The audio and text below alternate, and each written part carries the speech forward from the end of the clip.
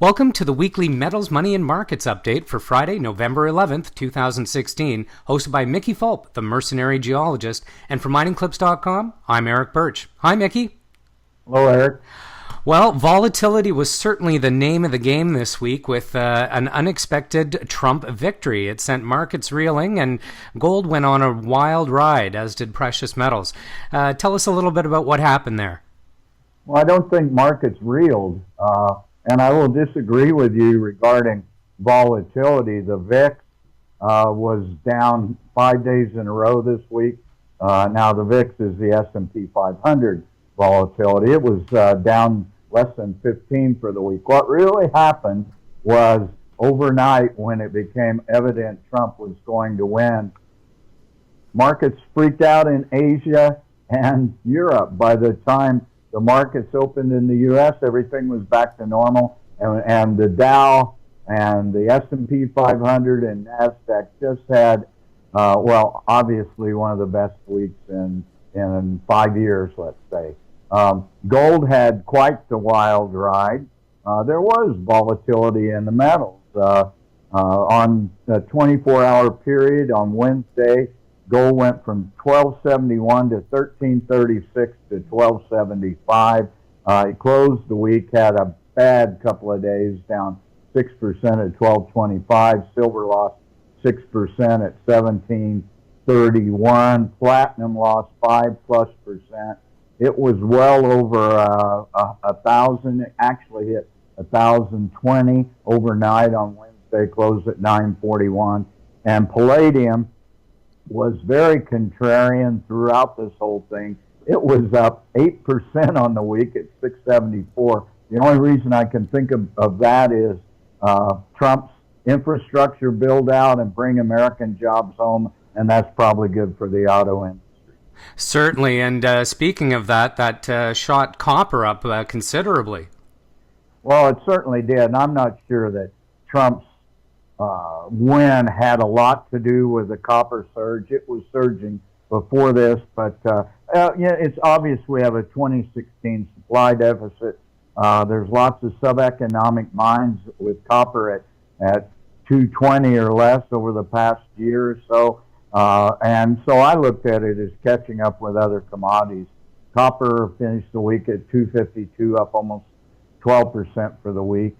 Meanwhile, oil and gas, not a very good week. The OPEC production cuts have gone by the wayside. Production was up in Iran over the last month, up in the U.S. Rig counts are up.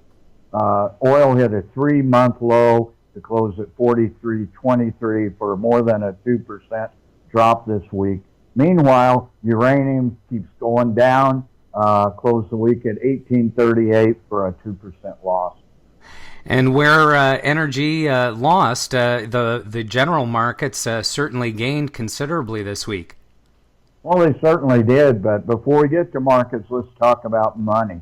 And the dollar had a stellar week, especially once it became evident that Clinton was not going to win. The dollar closed at 99 and a nickel, up 2.2% over the week. Euro lost 2.6%, pardon me, to close at $1.08. And with the weaker oil price, the loonie went below 74 cents, closed at 0.7382 for a little bit more than a percent loss. And that's the lowest the loonie's been since we started this show in the spring. Yeah, it hit 69 last fall, if memory serves. But yes, it is by far the lowest price since April. And now moving on to markets, we certainly saw some strong gains in the Dow, the S&P, NASDAQ, etc. Yeah, the Dow hit record highs for 2 days in a row.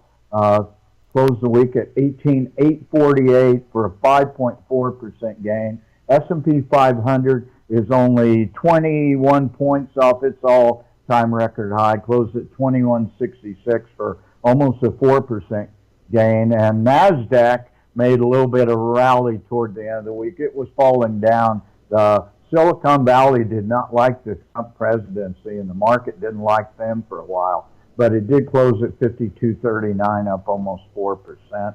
So, Mickey, tell me, why do the markets like this Trump victory so much? Well, they didn't like it right at first because they baked in a Clinton win, but let's look at it this way. You've got a New York City businessman based in Midtown Manhattan who's an avowed capitalist who is into deal flow. He's anti-regulatory. He has proposed corporate tax reform and an infrastructure build-out. So what's Wall Street not to like about that? I mean, his election really sent Washington, D.C. reeling and New York City running. It certainly did. Unfortunately, the venture exchange didn't quite enjoy the same kind of gains this week with precious metals pullback. Well, I'm not sure it's precious metals pullback. Certainly that contributed to it. But the Toronto Venture Exchange was down all week, even when gold was up. It closed at 728 for a 4.5% loss.